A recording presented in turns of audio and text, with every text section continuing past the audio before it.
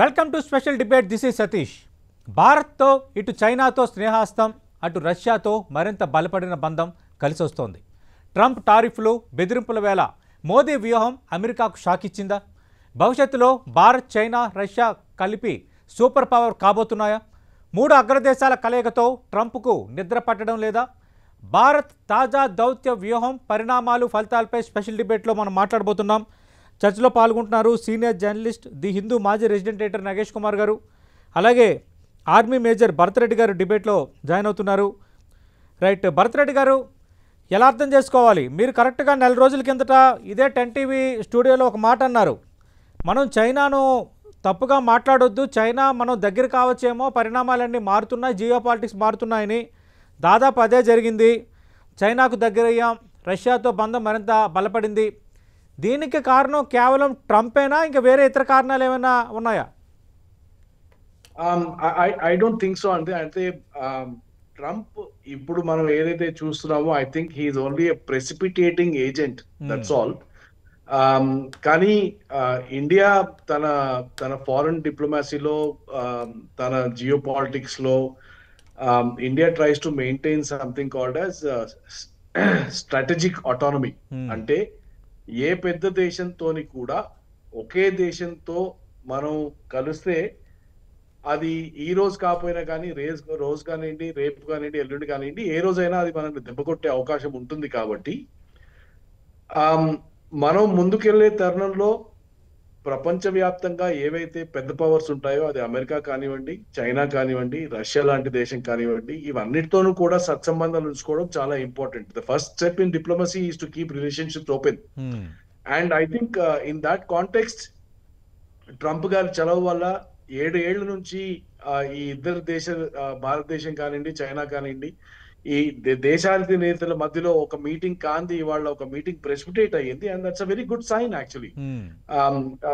అంటే నేను ఒక కొత్త పార్ట్నర్షిప్ లేకపోతే ఒక సూపర్ పవర్ అయ్యే అవకాశం కంటే, ఏదైతే మన పొరుగు రాజ్యాల మధ్యలో ఏవైతే సమస్యలు ఉన్నాయో, ఆ సమస్యలు ఎప్పుడు కూడా డైలాగ్ తోనే మనం సెటిల్ చేయొచ్చు. కాబట్టి starting of the dialogue itself is a very very good thing that has happened. And of course ఇంకా కొన్ని బెనిఫిట్స్ ఉన్నాయి మనకి, that we can discuss as we continue along in the program అండి. Right, definitely sir. Nagesh గారు, ఎలా అర్థం చేసుకోవాలి sir? అంటే సరిహద్దులకు సంబంధించి సమస్యలు ఉన్నాయి, దాన్ని చాలా వ్యూహాత్మకంగా మనం పరిష్కరించుకుందాం, ఒక వ్యూహాత్మక పరిష్కారాన్ని దానికి కనుగొందాం. కానీ అంతకంటే ముందు అటు వాణిజ్యపరంగా కానీ, ప్రపంచంలో ఎదురవుతున్న సవాళ్ళ నేపథ్యంలో మనం ఇద్దరం చేతులు కలపాల్సిన అవసరం ఉందని అటు చైనా, భారత్ ఇద్దరు అధినేతలు అభిప్రాయపడిన అంశం మనం చూసాం. నేను అదే అడుగుతున్నా, అంటే కేవలం ట్రంప్ టారిఫ్లు, బెదిరింపులే మళ్ళీ చైనా, భారత్ను దగ్గరికి చేశాయా, లేదంటే వేరే ఇతర కారణాలు కూడా దాగి ఉన్నాయా? అంటే చైనా మొదటి నుంచి ఏం చెప్తున్నదంటే, ఈ బార్డర్ ఇష్యూస్ చాలా సీరియస్ ఇష్యూస్.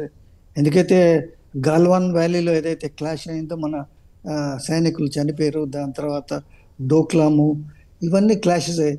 సో ఇప్పుడు చైనా స్టాండ్ ఏమిటంటే, మనం ఈ సమస్యలు ఏవైతే ఉన్నాయో, బార్డర్ సమస్యలు, వీటిని రింగ్ ఫెన్స్ చేసి, అంటే దీన్ని పక్కకు పెట్టి వాటి గురించి మాట్లాడుకుంటూ, మనం ట్రేడ్, మిగతా కల్చరల్ టైజు, ఏది మన ప్లేన్లు వాళ్ళ దేశానికి వెళ్ళి, వాళ్ళ ప్లేన్లు మన దేశానికి వెళ్ళి, దాని తర్వాత కైలాష్ మాన్సరోవర్కి, దాని తర్వాత వీసాలు, ఇలాంటివన్నీ మనం కంటిన్యూ చేయాలి అనేది చైనా ఉద్దేశం.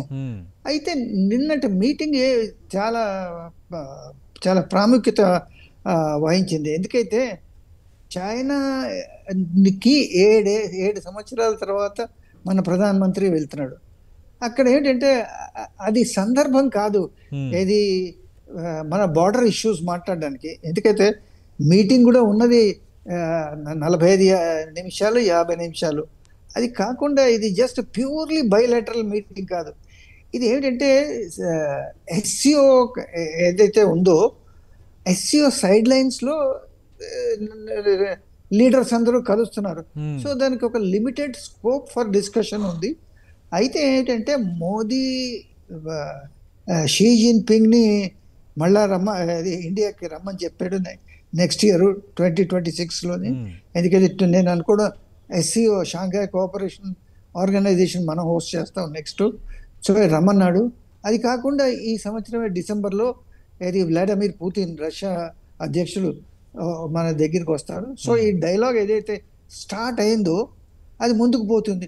సో నిన్నటి ప్రాధాన్యత ఏంటి ఇండియాకి చైనాకి ఏమిటంటే, ఇంకా మనం బార్డర్లో ఏదైనా సమస్యలు ఉంటే మాట్లాడుకుంటాం.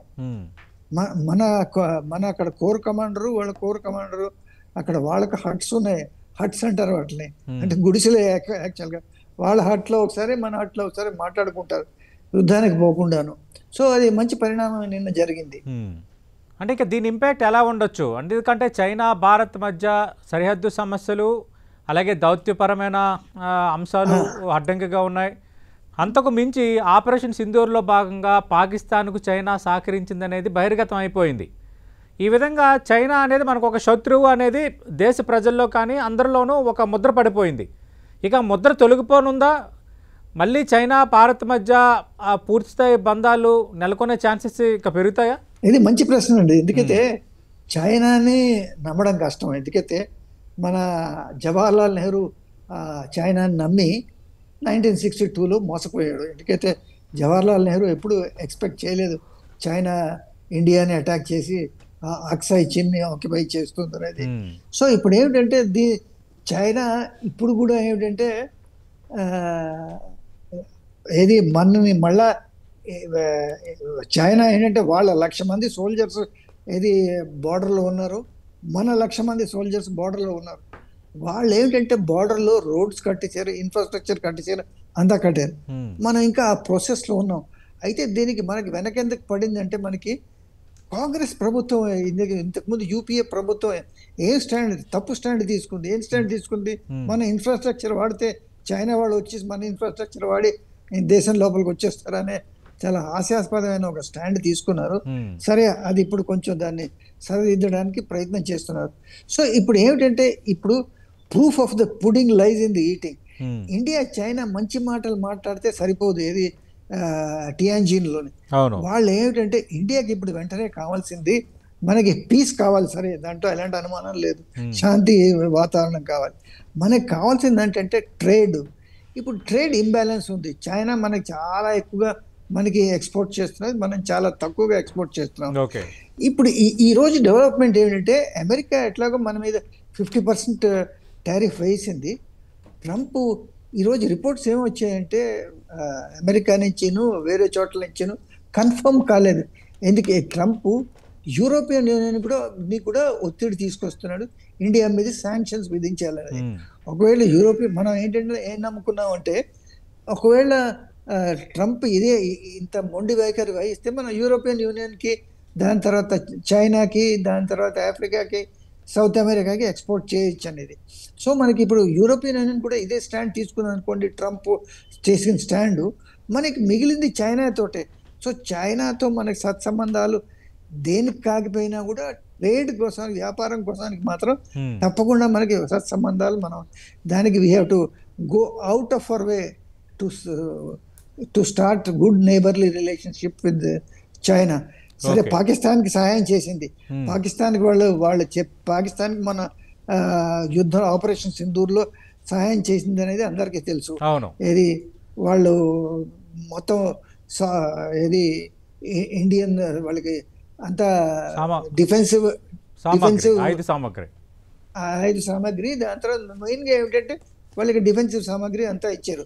సో మనకి ఇప్పుడు ఏమిటంటే, మనం ప్రతిదీ పాతదాన్ని తవ్వుకుంటూ పోతుంటే మనం ముందుకు వెళ్ళకపోతాం. డిప్లొమసీ అంటేనే ఇప్పుడు అలాగే ఆ లెక్కనైతే గాల్వాన్ క్లాష్, మన ఒక తెలుగు అతనే కర్నల్ వాళ్ళు చంపారు. దానివల్ల మోదీను షీ జిన్పింగ్ మాట్లాడుకోవడం మానేలేదే. సో అట్లాగా మనం దేనికదే మనం చైనాతో డైలాగ్ మాత్రం ఆపితే మనకి అది మన పక్క దేశం. ఒక సామెత ఉంది ఇంగ్లీష్లోనే, you can choose your friends but you can't choose your neighbours. So China, Pakistan మనకి ఏమిటంటే మనకి ప్రత్యర్థులకు తయారయ్యారు. దాన్ని మన జోగ్రాఫికల్ నెసెసిటీ, మనకి జోగ్రాఫికల్ కంపల్షన్, వాళ్ళిద్దరూ ఉన్నారు కనుక వాళ్ళతో సత్సంబంధాలు తప్పితే ఇంకేం మార్గం లేదు. రైట్. భరతరెడ్డి గారు, అంటే ఒక రకంగా చైనాకు స్నేహాస్తం, రష్యాతో బంధాన్ని మరింత బలపరుచుకోవటం, ప్రస్తుత పరిణామాల క్రమంలో ట్రంప్కి ఇది బిగ్ షాకేనా? అంటే ట్రంప్ టారిఫ్లు విధించటం, రష్యా నుంచి ఆయుధాలు కొనుగోలు చేస్తున్నారు, ఆ ఆయిల్ కొనుగోలు చేస్తున్నారు అంటూ పదే పదే మాట్లాడుతుండడం, అసలు రష్యా యుక్రెయిన్ యుద్ధం జరగడానికి కారణం భారత్ రష్యాకు అందిస్తున్న ఆర్థిక సహకారం వల్లే అంటూ దీనికి దానికి లింక్ పెట్టడం, ఇవన్నీ మాట్లాడుతున్నాడు పదే పదే. అంటే ఇది ట్రంప్కు బిగ్ షాకేనా? అలా అర్థం చేసుకోవచ్చా? ట్రంప్ ఇప్పటికైనా దారిలోకి వస్తాడా? సో మనం లాస్ట్ టైం కూడా ఇది డిస్కస్ చేసుకున్నామండి. అంటే we did a caricature of Trump and his personality. So మనం ఆ రోజు కూడా అనుకుంది అంటే Trump is an egocentric person and Trump is a bully. బెదిరించి బతికే నైజం ఆ మనిషిది. సో ఎలాగైతే ఒక జపాన్ తో డీల్ కుదుర్చుకున్నాడో, లేకపోతే వేరే చిన్న దేశాలు యూరోప్ తో కూడా కుదుర్చుకున్నాడో, యూకే తో కూడా కూర్చున్నాడో, అలాగే ట్రంప్ భారతదేశం పైన కూడా అలాగే బెదిరించి భారతదేశాన్ని తన తోలోకి తీసుకొస్తానని ఒక ఎక్స్పెక్టేషన్ తప్పకుండా అమెరికాలో ఉందని మనం అనుకోవచ్చు. It's a safe assumption. But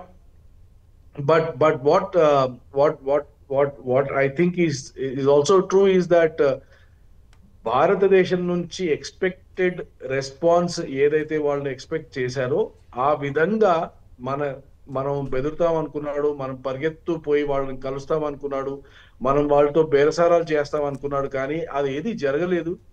and in fact we have not even spoken to them. So I think India has denied US to be blackmailed. మన దేశం కోసం మన జాతి కోసం మన దేశం యొక్క ఇంట్రెస్ట్ ఏదుందో అవే మనం చేస్తాము.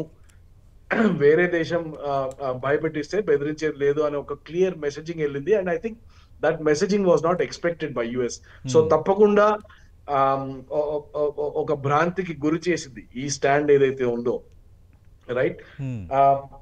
The second thing is, of course, there are a lot of other stories which are coming, interesting stories, US నుంచి originate అవుతున్నాయి, that India తలవంచాలని చూస్తున్నారా లేక are there other things? Because there Saudi Arabia ki actually ఇప్పుడు Saudi Arabia is very strongly connected to US and మనం Russia నుంచి oil తీసుకొస్తే Saudi అరేబియాకి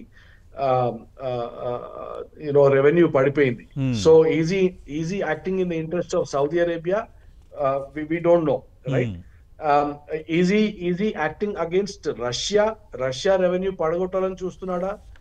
We don't know, right? But what we know is that మనం Russia నుంచి ఇవాళ ఒక ₹2 తక్కువకే మనం oil కొనుక్కొస్తున్నాం. దాంతో మన దేశం బాగుపడుతుంది, మన దేశం యొక్క ఆర్థిక ఇంజిన్ ఏదైతే ఉందో అది వాళ్ళ నడుస్తుంది. So I think we're not concerned about all the other stories.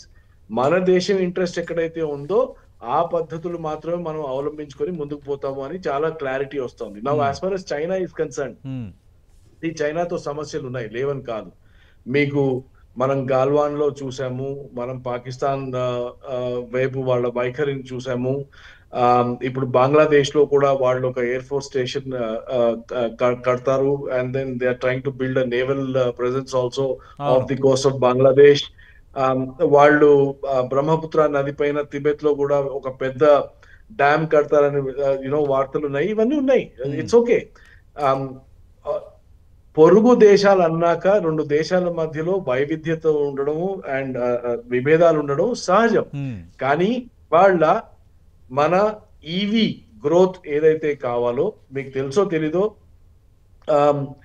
Bajaj motor cycles August లో వాళ్ళ ప్రొడక్షన్ ఆపేసింది. ఎందుకంటే వాళ్ళకి కావాల్సిన rare earth metals, magnets China నుంచి రావాలి అండ్ చైనా దాన్ని ఆపేసి పెట్టింది.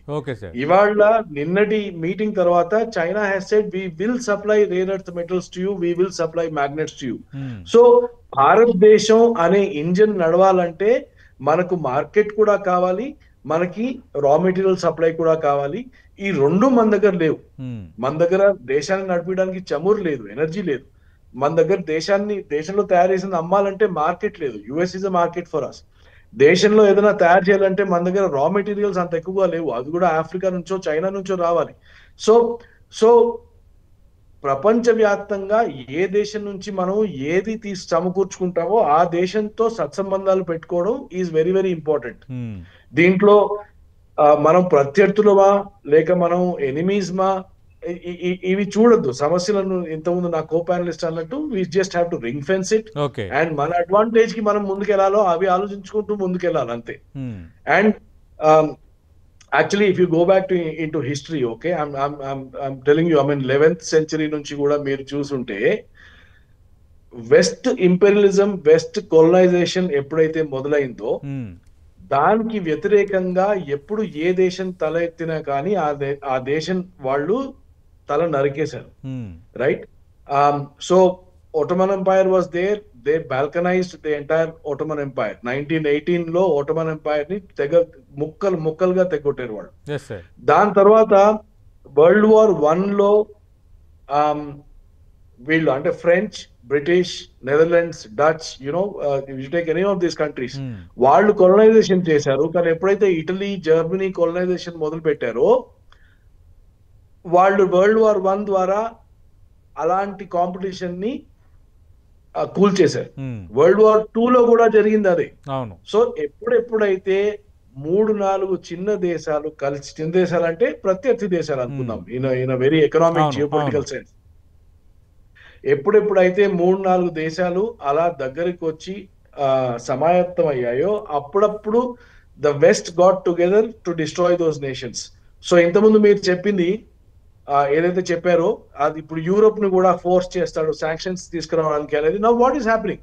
If Russia, India, China are getting together, the west is afraid suddenly, because ఇది ట్రేడ్ తో మొదలవచ్చు కానీ రేపు కరెన్సీ రీప్లేస్మెంట్ కావచ్చు, డీడాలరైజేషన్ కావచ్చు, right? And India and China are the bigger markets today than as far as the population is concerned. So every country wants a bit of our country and bit of China. So ఇది విపరీత పరిమాణాలకు దారి తీసే అవకాశం కూడా చాలా ఎక్కువ ఉంది. అందుకోసమే నాకు తెలిసి Trump is also trying to play down. At the same time, he's also trying to push European Union to give sanctions. So it's very interesting. ఇదంతా డెవలప్ అయ్యే సిచ్యువేషన్ కాబట్టి ఇవాళ మనం ఇది ఏ దారికి తీస్తుందో మనం చెప్పలేము. అంటే భరత్ రెడ్డి గారు మీరు ఒక ఇంపార్టెంట్ పాయింట్ మెన్షన్ చేశారు. అంటే ఇప్పుడు ట్రంప్ కేవలం వీటి వల్ల ఆయనలో మార్పు రాలేదు సరికదా, యూరోపియన్ యూనియన్ కూడా ఆయన ఒత్తిడి తెస్తున్నాడు. భారత్ పైన, రష్యా పైన మీరు ఆంక్షలు విధించండి, టారిఫ్లు విధించండి అని. నిజంగా యూరోపియన్ యూనియన్స్ ఆ పనికి ఉపక్రమిస్తాయా? నిజంగా ఒకవేళ అది జరిగితే మన మీద ఇంపాక్ట్ ఉంటుంది కదా? ఉంటుంది, తప్పకుండా ఉంటుంది, ఉండదని ఏం లేదు. బట్ ఐ థింక్ సి push comes to shove. In fact I want to tell everybody who is listening to the program today, నార్మల్ గా ఫిజికల్ గా యుద్ధం జరిగితే కేవలం ఏదైతే జవాన్ ఉంటాడో, గాల్వాన్ లో కల్నల్ సంతోష్ కుమార్ కానివ్వండి, లేకపోతే పుల్వామాలో ఇంకెవరో కానివ్వండి, కేవలం సైనికులు మాత్రమే ఆ ఇంపాక్ట్ ని చూస్తారు. But when there is a economic fight in between countries, ప్రతి సర్వసాధారణమైన పౌరుడికి కూడా ఇంపాక్ట్ పడుతుంది దాంతో.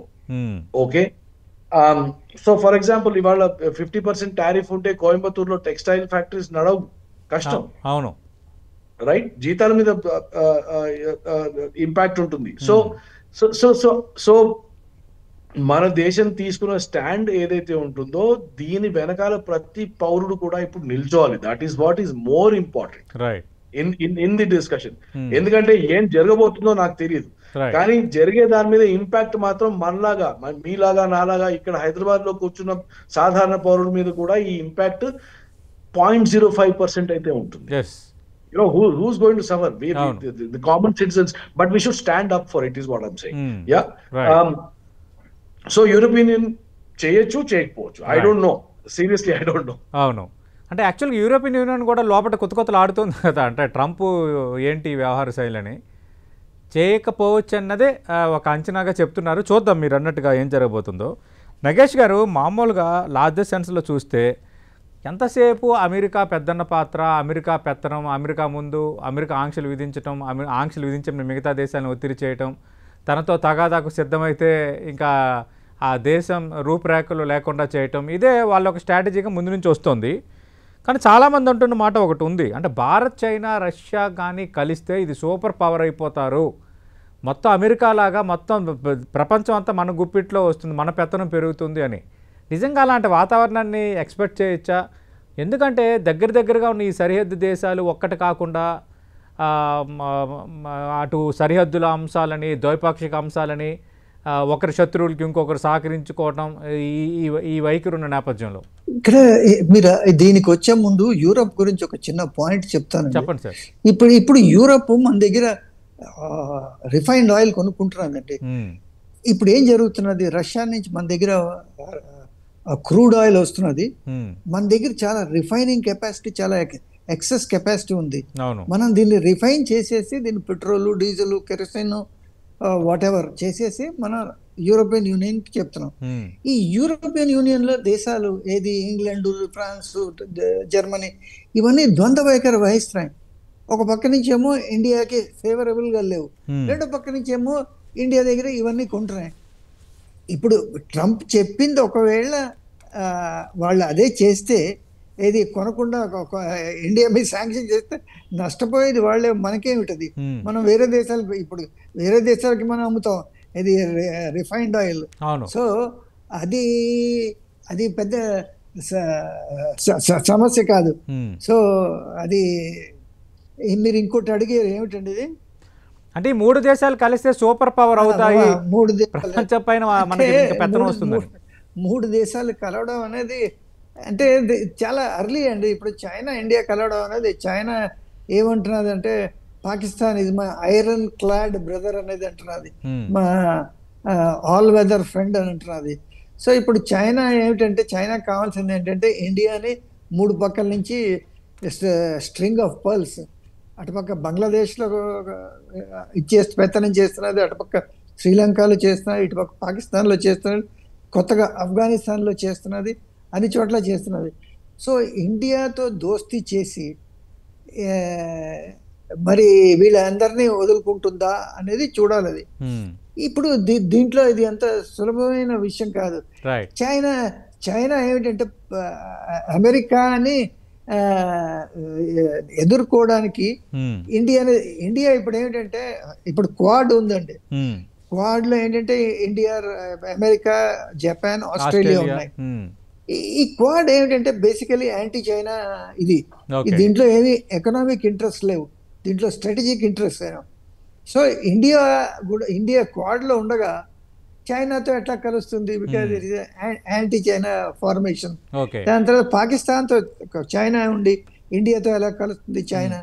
సో ఇలాంటివన్నీ ఉన్నాయి. ఇది ఓవర్ సింప్లిఫై చేయడానికి కూడా వీల్లేదు. బట్ ఏదైనా షార్ట్ టర్మ్ లో ఇండియాని ఈ క్లిష్ట పరిస్థితిలోంచి బయటపడడానికి ఏదైనా ఉందా లేదా చూడాలి. బట్ మీరు చెప్పినట్టుగా ఈ 3 కలవగలిస్తే, వీళ్ళు 3 ఆ విజన్ చూపించగలిస్తే, ఎందుకైతే ట్రంప్ ఏంటంటే చాలా ఎరాటిక్ లీడర్, గడికి ఒక మాట, గంటకు ఒక తీరు అతనిది. సో ఏమీ దానికి ఒక లాజిక్ లేదు ట్రంప్ చేసే పనులకి, మాటలకి. భరతరెడ్డి గారు, డిబేట్ ముగించే ముందు, అంటే ట్రంప్ ఉన్నంత వరకు ఈ వాతావరణం ఉంటుందా? ఎందుకంటే ట్రంప్ ఇండివిజువల్ అంశాలపైన కూడా బాగా డిస్కషన్ జరుగుతుంది. అంటే ఇంకా ఆయనకి దాదాపు ఒక 2-2.5 ఏళ్ళు ఇంకా పదవీ కాలం ఉంది, ఇంకా నెక్స్ట్ ఆయన అధ్యక్షుడు కాడు. అంటే అప్పుడు మళ్ళీ పరిస్థితులు సద్దుమణుగుతాయా? ఇప్పుడు అమెరికా, భారత్ మధ్య ఉన్న గ్యాప్ ఖచ్చితంగా పికప్ అయ్యే ఛాన్స్ ఉందా? గ్యాప్ ఫిలప్ అయ్యే ఛాన్స్ ఉందా? తప్పకుండానండి. See, when you look at international relationships and diplomacy, there are no permanent friends, there are no permanent enemies. Absolutely. So ఆ విధంగా మనం చూస్తే ఈ ట్రంప్ వైపరీత్యం ఏదైతే ఉందో, ఇప్పుడు I think everybody started figuring out what Trump is. ముందు బెదిరిస్తాడు, దాని తర్వాత ఇంకొంచెం బెదిరిస్తాడు, కానీ అవతల మనిషి ధీటుగా నిలబడితే వెనక్కి తగ్గుతాడు. రైట్. సో ఇది విదితమే అందరికీ, ఇప్పుడు ఆల్రెడీ చూస్తున్నాం మనం అది. అండ్ మొన్న మీరు ట్రంప్ ఇచ్చిన ఒక ట్వీట్ మొన్న రాత్రి ఇచ్చింది చూస్తే, అతడు నార్మల్ గా క్యాపిటల్ లెటర్స్ లో ఇష్టం వచ్చినట్టు ఏదైతే టైప్ చేసి పంపిస్తాడో అలాగా కాకుండా tone, tenor, everything was very very soft, and it was అంటే ఆ ట్వీట్ ప్రత్యేకంగా భారతదేశం గురించి, భారతదేశం వైఖరి గురించి ఆయన ఇచ్చాడు. But it was very soft. So ఆ ట్వీట్ ని అనలైజ్ చేస్తే, టోన్, టెనర్, లాంగ్వేజ్ ని అనలైజ్ చేస్తే చాలా క్లియర్ గా తెలుస్తుంది that suddenly he soft peddling the issue అండి. అంటే ఓకే, ఇలా అయితే వంగరు, ఇంకేదన్నా నేను చేయాలి వీళ్ళకి అనే యాంగిల్ పైన ఆల్రెడీ ఆలోచన మొదలైంది అని తెలుస్తోంది. Right. So we will not leave Trump, we will not leave US. Right. India కూడా, అంటే ఇండియా పరంగా కూడా ట్రంప్ ఇలా కింద మీద చేస్తున్నాడు అని అమెరికాను తిట్టేయడము, అమెరికాను దూరం చేసుకోవడం కూడా మనం చేయం. ఎందుకంటే అమెరికా మనకు ఒక కీలకమైన మార్కెట్. అవును. So we will keep all doors open. Right. But ఒక we're the third largest or fourth largest economy today. ఇంత పెద్ద దేశం, ఆ దేశానికి ఎలాంటి రెస్పెక్ట్ ఇవ్వాలో అలా రెస్పెక్ట్ ఇస్తూ వాళ్ళు ముందుకొచ్చి చర్చలు మొదలు పెడితే భారతదేశం తప్పకుండా చేస్తుంది. కానీ బెదిరించాలని చూస్తే మాత్రం భారతదేశం వంగేది లేదు. I think that is what is stand as on date. Right. అది 2-3 రోజుల్లో కూడా బాగా నిరూపితమైంది. థ్యాంక్ యూ భరత్ రెడ్డి గారు, థ్యాంక్ యూ నగేష్ గారు. మనం చూస్తున్నాం, ఇటు చైనాతో స్నేహాస్తం, రష్యాతో బలపడిన బంధం, ఒక రకంగా ట్రంప్కి షాకింగ్ ఇచ్చే అంశం. మిస్టర్ ట్రంప్ ఇది సరిపోతుందా అన్నట్టుగా మన భారత్ తన వైఖరిని అయితే చాలా బలంగా లొంగకుండా ప్రదర్శించిందనేది నిపుణులు చెబుతున్న మాట. అంతకు మించి భవిష్యత్తులో మళ్ళీ అమెరికాతో ఉన్న గ్యాప్ ఖచ్చితంగా ఫిలప్ అవుతుంది. ట్రంప్ వ్యక్తిగత వైఖరి కూడా కొన్ని అనర్థాలకు దారితీస్తోంది. కానీ అమెరికాతో ఆ బంధం అనేది ఎప్పుడు కూడా చాలా ఇంపార్టెంటే, ఆ బంధం భవిష్యత్తులో కూడా అవసరమే. ఎట్ ది సేమ్ టైం చైనాతో ఇప్పుడు మనం కలిసిన, చైనా అవసరాలకు తగ్గట్టుగా మనం ఉన్నా కూడా అటు చైనా పాకిస్తాన్కి సపోర్ట్ ఇస్తుండడం, చైనాకు వ్యతిరేకంగా ఉన్న కూటమిలో భారత్ ఉన్న నేపథ్యంలో మరి ఈ బంధాలు ఎంతవరకు వెళ్ళబోతున్నాయనేది భవిష్యత్తే చెప్పబోతుందని నిపుణులు అంటున్నారు. At the same time Russia మనకి ఎప్పటికీ మిత్రుడు కాబట్టి ఇప్పుడున్న బంధం మరింత బలపడింది అన్నది. అంటే దౌత్యపరంగా భారత్ మాత్రం అప్పట్లో లాగా ప్రతి దగ్గర మేము తలొగ్గుతామన్న ధోరణి కాకుండా మేము తేల్చుకుంటామన్న ధోరణి ప్రదర్శించడం అనేది దౌత్యపరంగా 4వ ఆర్థిక శక్తిగా ఎదిగిన తరువాత భారత్ ప్రదర్శిస్తున్న ధైర్యానికి ఇది నిదర్శనం అని నిపుణులు అంటున్నారు. ఇది 10 టీవీ స్పెషల్ డిబేట్.